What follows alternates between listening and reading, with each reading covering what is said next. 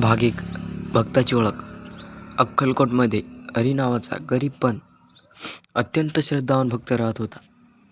रोज पहाटे उठून तो स्वामींच्या चरणी मनोभावाने प्रार्थना करत असे. संकटे असूनही त्याचा विश्वास कधीही डगमगला नाही. भाग 2.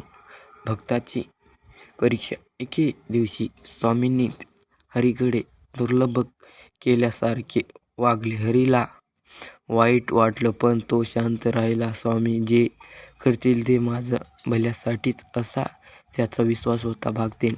श्रद्धेचा बळ. हरीच्या आयुष्यात मोठी संकटे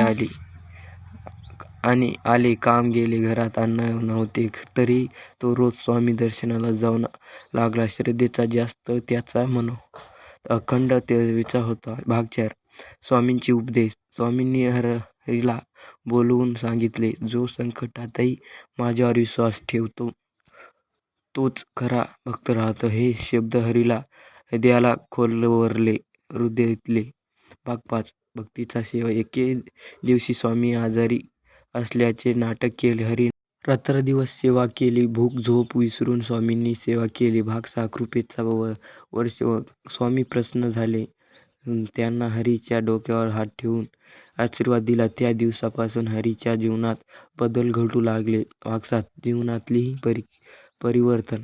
हरीला काम मिळालं, मन समान मिळू लागलं, पण त्याचा अहंकार दमला नाही. तो नेहमी मन हे सर्व स्वामींची कृपा आहे. भाग 8. खरी संदेश. स्वामींनी सांगितले, श्रद्धा, समय आणि विश्वास ठेवा, मी सदैव तुमच्या पाठीशी आहे. हा संदेश सर्व भक्तांसाठी अमूल्य ठरला. कानमंत्र. श्री स्वामी समर्थ. सर्व कृपा करो, माझे मन शांत ठेवा, संकट दूर करो. श्री